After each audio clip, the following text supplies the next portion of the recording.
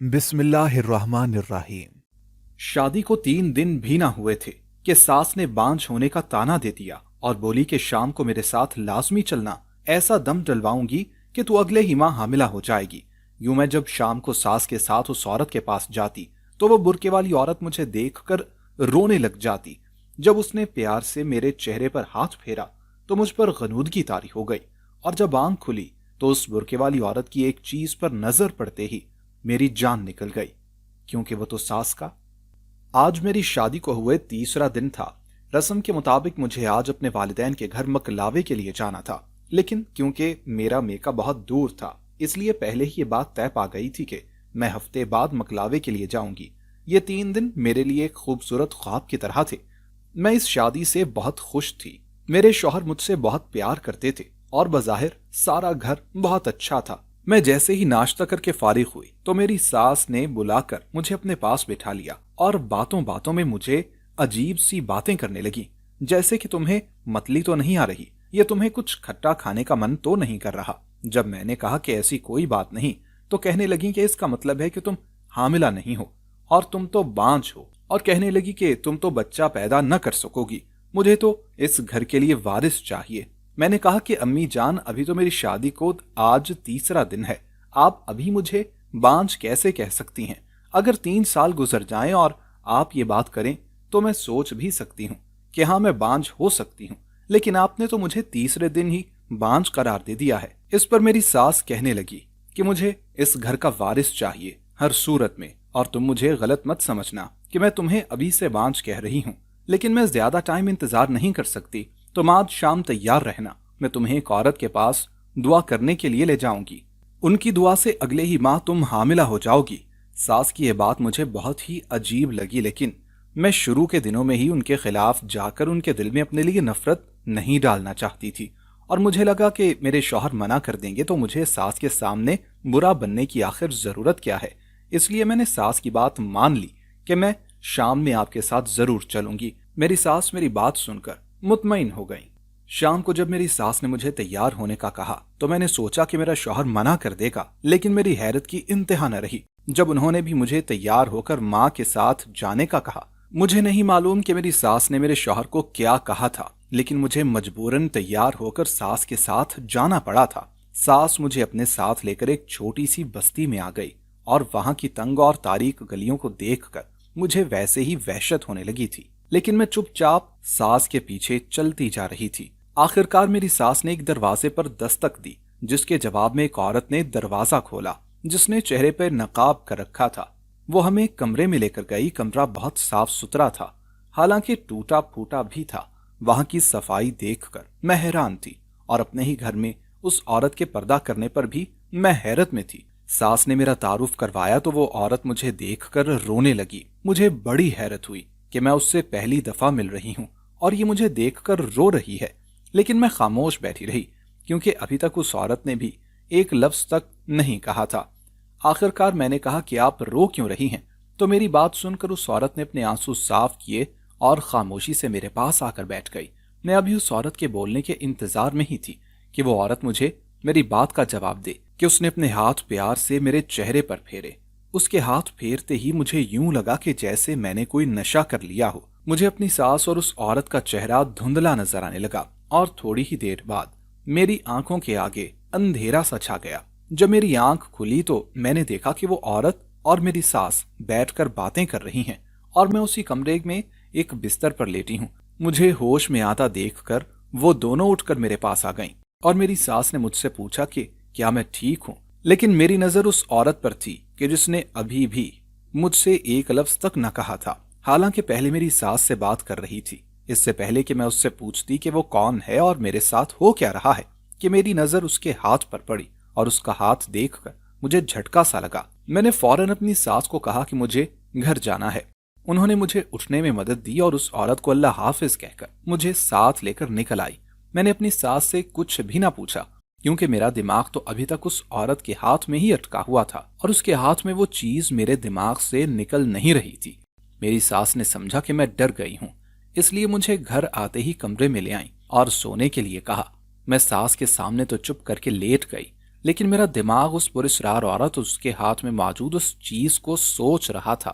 मुझे समझ नहीं आ रही थी कि मेरे साथ हो क्या रहा है। मेरी सास को इतनी जल्दी आखिर क्यों है? वो औरत कौन है?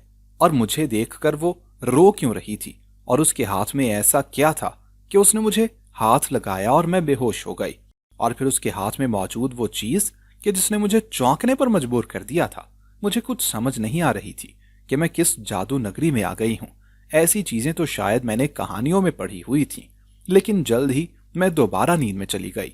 शायद आते वक्त वो औरत मेरे बहुत करीब आ गई थी और उसने मेरे सर पर हाथ रखा था। इसी वजह से मुझे दोबारा से नींद आ रही थी। अब तो मुझे उस औरत और उसके हाथ से डर लगने लगा था और मैंने सोच लिया था कि मैं अपने शौहर को सब कुछ बता दूंगी, और अगर सास ने मुझे साथ चलने को कहा तो मैं अब बिल्कुल भी उनके साथ न जाऊंगी। लेकिन हैरत की बात यह थी कि मेरे शौहर ने इस मौजू पर कोई बात ही ना की। उन्होंने मुझसे पूछा ही ना कि मैं कहाँ गई थी, क्यों गई थी, और वापस आकर ऐसे बेहोश होकर आखिर क्यों सो गई थी। और सबसे बड़ी बात है कि जिसने मुझे सोचने पर मजबूर किया कि सास तो मुझे वहां दुआ करवाने के लिए लेकर गई थी, लेकिन उस औरत ने तो दुआ की ही नहीं। उसने तो सिर्फ मेरे चेहरे को प्यार से पकड़ा और मैं बेहोश हो गई। ऐसे ही कुछ दिन गुजर गए और मेरे मकलावे का दिन आ गया। मैं खुशी खुशी अपने घर गई। सबसे मिलकर मैं अपने कमरे में गई तो वो औरत और उसका वो हाथ मेरे दिमाग में आ गया।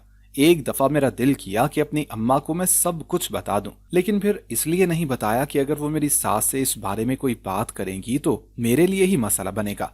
हमारे घर में एक कमरा ऐसा था कि जिसको हमेशा ताला लगा रहता था, और मैंने अपने बचपन से ही उस कमरे में किसी को आते जाते ना देखा था। लेकिन जब मैं मकलावे के लिए वापस आई तो मैंने देखा कि उस कमरे को ताला नहीं लगा है। मैं तजस्सुस के हाथों मजबूर होकर उस कमरे में चली गई, लेकिन जो कुछ मैंने उस कमरे में देखा उसने मेरे पांव के नीचे से जमीन निकाल दी। मैंने देखा कि उस कमरे की सारी दीवारें काली हैं, जैसे वहां आग लगी हो। मैं तो ये सब देखकर हैरान ही रह गई थी। इतनी काली दीवारें इतने खूबसूरत घर में ऐसा कमरा क्यों है? ये कमरा हर वक्त बंद क्यों रहता है? इतने सवाल थे कि मुझे समझ नहीं आ रही थी कि किस किस का जवाब हासिल करूं। मुझे तो अपनी जिंदगी भी अब सवाल लगने लगी थी। लेकिन मैंने उस कमरे का राज जानने का फैसला कर लिया और सारे कमरे को देखने लगी। सारे कमरे में मौजूद फर्नीचर भी जैसे जला हुआ था और टूटे फूटे बर्तन पड़े थे। मुझे ऐसे लगता था कि जैसे यहाँ जंग होती रही हो या कोई जादू टूने वाला बैठकर जादू करता हो। और एक साइड से जहां पर दीवार काली नहीं थी वहां पर एक अलमारी थी। मैंने डरते डरते जाकर उस अलमारी को खोला तो उसमें औरत के कपड़े लटक रहे थे। मुझे हैरत हुई कि मेरी अम्मा ऐसे कपड़े तो पहनती नहीं है, और हमारे घर में मेरी और मेरी अम्मा और मेरी दादी के अलावा तो कोई औरत थी ही नहीं। तो ये कपड़े आखिर किसके थे? तजस्सुस के हाथों मजबूर होकर सारी अलमारी खोल डाली तो मुझे कोने से एक पुराना फोटो मिला। खोल कर देखा तो उसमें मेरे अब्बा और एक औरत की तस्वीरें मौजूद थी। और हैरत की बात यह थी कि वो औरत मेरी मां नहीं थी, लेकिन उस औरत के हाथ पर मौजूद निशान ने मुझे चौंका दिया था। मैं बहुत हैरान हुई कि ये औरत आखिर कौन है और मेरे अब्बा के साथ ये क्यों यहाँ पर मौजूद है। मुझे फिर से वो पुरस्कार औरत याद आई, उसका हाथ याद आया तो मुझे यूं लगा कि जैसे उस औरत का इस कमरे के साथ कोई ताल्लुक है, लेकिन समझ नहीं आ रहा था कि आखिर ताल्लुक है क्या। मैंने खामोशी से वो फोटो अपने सामान में रख लिया। मैंने सोच लिया था कि मैं खुद अपनी सास से ही जाकर पूछ लूंगी कि मुझे दोबारा दम करवाने के लिए वहां लेकर जाएं, और जाकर उस औरत से ही सब कुछ पूछूंगी। 2 दिन अपने घर रहकर मैं वापस आ गई। मुझे इंतजार था कि मेरी सास मुझे दोबारा वहां लेकर जाएं, क्योंकि अगर मैं खुद वहां जाने की बात करती तो उन्हें शक हो सकता था, क्योंकि मैं वहां से डर के भाग कर आई थी। लेकिन मेरी सास ने दोबारा वहां जाने की बात नहीं की। मेरा तजस्सुस मुझे सुकून नहीं लेने दे रहा था। मुझे हर सूरत में उस औरत का राज जानना था, और उस कमरे से जुड़ा राज भी शायद वो औरत ही मुझे बता सकती थी, क्योंकि मेरे उस कमरे में जाने का किसी को भी इल्म नहीं था। और इसी वजह से घर में किसी से उसके बारे में कुछ पूछ भी ना सकती थी, क्योंकि बचपन से मैं जब भी किसी से कुछ पूछती तो वो एक ही बात करते कि वो कमरा स्टोर रूम है जहां घर का पुराना सामान पड़ा हुआ है। लेकिन मुझे अब उस औरत से मिलना था, इसलिए बहुत मजबूर होकर मैंने खुद ही अपनी सास से कहा, अम्मी आपने तो कहा था कि वो औरत दुआ करेगी और मैं हामिला हो जाऊंगी। अभी तो महीना होने वाला है, तो हम उसके पास दोबारा चलते हैं। मेरी बात सुनकर मेरी सास ने बड़ी हैरत से मेरी तरफ देखा और कहा कि तुम तो उससे डर गई थी, अब दोबारा जाने की बात कर रही हो। میں نے کہا کہ میں بھی یہ چاہتی ہوں کہ جلدی سے آپ لوگوں کو ایک وارث دوں، اس لیے میں دوبارہ اس عورت کے پاس دعا کے لیے جانا چاہتی ہوں۔ میری بات سن کر میری ساس بہت خوش ہوئی اور بولی کہ ہم آج ہی وہاں چلیں گے۔ شام کو میں تیار ہو کر ساس کے ساتھ پھر اس عورت کے گھر گئی۔ وہ مجھے دوبارہ سے دیکھ کر بہت حیران ہوئی، لیکن ہمیں اسی کمرے میں لے جا کر بٹھا دیا اور خود خاموشی سے دوسرے کمرے میں چلی گئی۔ لیکن جلد ہی اس کی واپسی ہو گئی اور اس نے میری ساس سے سرگوشی میں شاید ہمارے آنے کی وجہ پوچھی، تو میری ساس نے کہا کہ یہ آج خود اپنی مرضی سے یہاں پر آئی ہے۔ اس پر وہ عورت پھر رونے لگی، تو میں اٹھ کر اس کے پاس گئی اور کہا کہ میں آج آپ سے کچھ پوچھنے کے لیے آئی ہوں اور امید کرتی ہوں کہ آپ سب کچھ سچ سچ بتائیں گی اور خاموش نہ رہیں گی۔ میں نے ان کے سامنے وہ فوٹو رکھا اور کہا کہ کیا آپ ان کو جانتی ہیں؟ مجھے ایسا لگا کہ وہ عورت گھبرا گئی ہے۔ اس نے فوراً ہاتھ میرے چہرے کی طرف کیے، لیکن میں نے چہرہ پیچھے ہٹا لیا اور کہا کہ مجھے سب کچھ سچ سننا ہے۔ صرف اس نے میری ساس کی طرف دیکھا اور انہوں نے اسے بولنے کا اشارہ کیا، تو آخرکار وہ بول پڑی اور کہنے لگی کہ میں تمہیں سب کچھ سچ بتاؤں گی، لیکن شرط یہ ہے کہ تم کسی کو کبھی کچھ نہ بتاؤ گی۔ اس نے جو کچھ بتایا اس نے تو میرے ہوش ہی اڑا دیے تھے۔ اس نے بتایا کہ یہ تصویر میں موجود عورت میں ہوں اور ساتھ موجود مرد میرے شوہر ہیں۔ ہم دونوں کی پسند کی شادی تھی، اس لیے میرے گھر والوں نے مجھ سے تعلق توڑ لیا۔ میرے شوہر کے گھر والوں نے مجھے قبول تو کر لیا، لیکن دل سے قبول نہ کیا، اور پھر بہت ہی جلد میں حاملہ ہو گئی۔ ابھی اس حالت میں بھی مجھ پر ترس نہ کھایا جاتا اور میرے شوہر کے گھر سے جاتے ہی ساس نندے مجھ پر ظلم کرنے لگتی اور سارے گھر کا کام مجھ سے کروایا جاتا۔ میرے شوہر کے سامنے یہ کہا جاتا کہ یہ تو کچھ کرتی ہی نہیں ہے، پھر بھی تھکی تھکی رہتی ہے، لیکن میرے شوہر نے کبھی کسی کی بات پر کان نہ دھرے۔ آخرکار میں نے ایک بیٹی کو جنم دیا اور ابھی میری بیٹی 1 سال کی ہی تھی کہ میں دوبارہ سے حاملہ ہو گئی۔ اس 1 سال کے اندر ہمارے گھر میں اتنی لڑائیاں ہوتی تھی کہ مجھے ایک کمرے میں بلاک کر دیا گیا۔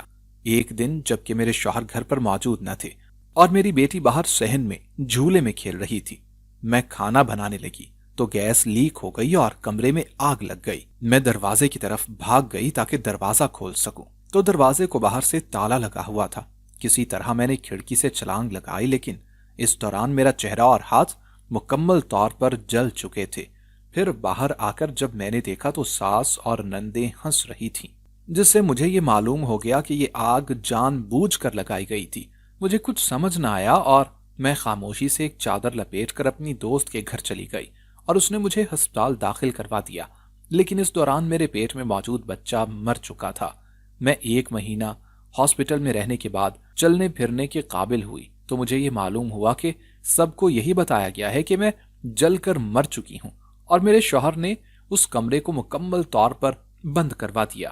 لیکن مجھ میں ہمت نہ تھی کہ میں واپس چلی جاتی اور واپس جا کر اپنے شوہر سے اپنا تعارف کرواتی، کیونکہ میرا چہرہ مکمل طور پر جل چکا تھا اور وہ کبھی بھی مجھے نہ پہچانتے۔ ساس اور نندیں تو پہلے ہی مجھے پسند نہ کرتی تھیں اور اس چہرے کے ساتھ تو وہ کبھی مجھے گھر میں نہ رہنے دیتی، اور اس دفعہ تو میں بچ گئی تھی۔ شاید اگلی دفعہ میں زندہ بھی نہ بچ سکتی، لیکن میں نے ایک چانس لینے کا سوچا اور میں واپس اس گھر میں گئی۔ اس گھر میں جانے کا ایک مقصد اپنی بچی کو حاصل کرنا تھا۔ اس سارے سلسلے میں 3 مہینے گزر چکے تھے اور وہ اس گھر میں میرے شوہر کی دوسری شادی کی تیاریاں ہو رہی تھیں۔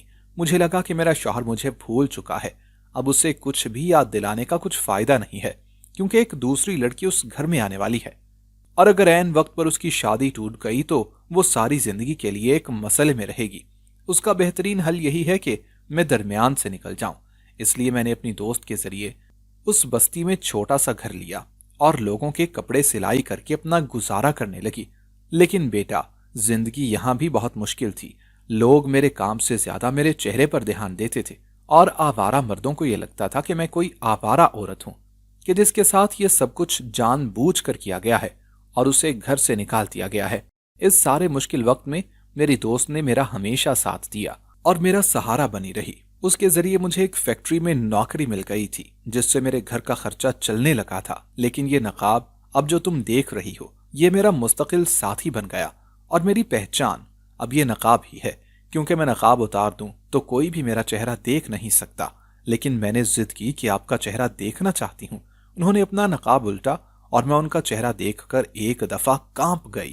ان کا چہرہ مکمل طور پر جلا ہوا تھا، इतना कि उसमें उनकी हड्डियां भी नजर आ रही थी। मैं सोचने पर मजबूर हो गई कि एक औरत इस चेहरे के साथ इतने अरसे से कैसे जी पा रही है। लेकिन मैंने उनसे पूछा कि वो बच्ची जो आप वहां पर छोड़कर आई थी, क्या वो जिंदा है? अगर वो जिंदा है तो वो कहाँ है, कौन है? क्योंकि मुझे याद आ रहा था कि उस घर में मेरे सिवा कोई बच्चा नहीं था, मेरा तो कोई भी बहन भाई भी नहीं था।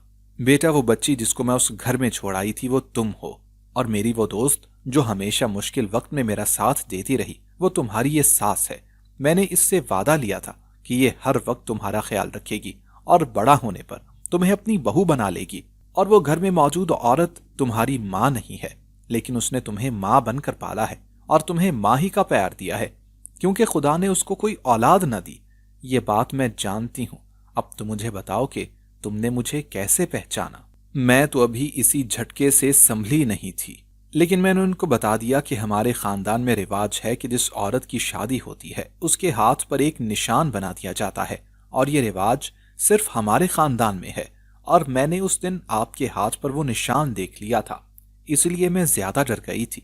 और फिर जब मैं उस दिन घर वापस गई तो मैंने वो कमरा खुला हुआ देख लिया, और वहां से मुझे ये तस्वीर मिली। तो मुझे लगा कि उस तस्वीर का और इस कमरे का आपसे कोई ताल्लुक जरूर है, इसलिए मैं आपके पास आई हूँ। वो औरत जो कि मेरी सगी माँ थी, उसने मुझे गले से लगा लिया, लेकिन इससे पहले कि वो जाकर अपने हाथ धोकर आए कि जिस पर बेहोशी की दवाई दूसरे कमरे में जाकर लगा कर आई थी।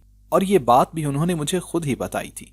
और कोई दवाई इसलिए लगाती थी ताकि वो मेरे चेहरे पर वो दवा लगाकर मुझे जी भर के प्यार कर सके, लेकिन आज वो मुझे प्यार कर सकती थी बगैर उस दवाई के। मैंने दिल में तय कर लिया था कि मैं अपने बाप को सब कुछ सच बताकर रहूंगी, लेकिन इससे पहले मुझे अपनी माँ को अपने घर लेकर आना था, और इसके लिए मुझे अपने शौहर की इजाजत की जरूरत थी। लेकिन मेरी सास ने बताया कि वो ये सब कुछ जानता है और वो अक्सर यहाँ आता रहता है, इसलिए मैं जिद करके अपनी माँ को अपने घर ले आई। घर वापस जाने पर मैंने अपने बाप को सब कुछ सच सच बता दिया। पहले तो उनको यकीन ही ना आया, लेकिन जब मैंने उनको उसके सबूत के बारे में बताया जो कि मैंने माँ के हाथ पर देखकर उनको पहचाना था, तो उनको यकीन आ गया कि वो उन्हीं की बीवी होगी, क्योंकि वो निशान बनाने का रिवाज सिर्फ हमारे ही खानदान में था। और वो दूसरे दिन ही जाकर मेरी अम्मा को ले आए, लेकिन अम्मा इतना अरसा तन्हा रहने के बाद अब उनके साथ जाने को राजी न थी। उनको शायद कहीं ना कहीं अब भी अपने चेहरे का दुख जरूर था कि अगर मेरे बाप ने उनका चेहरा देख लिया तो वो उनसे नफरत न करने लगे। लेकिन जब ये बात मेरे बाप को पता चली तो उन्होंने कहा कि उन्हें अब भी इससे कोई मसला नहीं है, लेकिन अगर वो चाहती हैं तो उनका चेहरा ठीक करवा देते हैं ताकि वो दुनिया के सामने आ सकें। इस तरह 1 महीने के अंदर अंदर मेरे माँ के चेहरे की सर्जरी कर दी गई, और अब मेरी माँ अपने घर में खुश रहती है। और सबसे खुशी की बात यह है कि मेरी दोनों माएं एक ही घर में हंसी खुशी रहती हैं। वो जिन्होंने मेरी माँ के साथ ये सब किया था, यानी मेरी दादी, आज वो चल नहीं पाती हैं और उनकी खिदमत मेरी माँ ही करती है। और मेरे ख्याल में ये उनके लिए सबसे बड़ी सजा है। और मेरी पुप्पी, जिन्होंने एक औरत होते हुए दूसरी औरत को जान से मार देते हुए एक दफा भी ये सोचा नहीं कि आज वो अपने ससुराल में सब कुछ सहती रहती है। जो कुछ वो मेरी माँ के साथ करती रही हैं, उनको ससुराल में इंसान का दर्जा नहीं दिया जाता, और मेरे ख्याल में जो कुछ वो बोती रही है वही काट रही है। लेकिन मेरी अजीम माँ ने उनको भी मुआफ कर दिया है। सच कहते हैं कि ये दुनिया मकाफाते अमल है, और अच्छाई को कभी जवाल नहीं आता, और बुराई कहीं ना कहीं वापस आपके पास जरूर आती है। दोस्तों, अगर आपको हमारी आज की कहानी पसंद आई हो तो लाइक करना और कमेंट करना हरगिज ना भूलिएगा। और अगर आप मुस्तकबिल में भी ऐसी कहानियां सुनना चाहते हैं तो हमारे चैनल को सब्सक्राइब करते हुए घंटी का बटन जरूर दबाइएगा। अल्लाह हाफिज।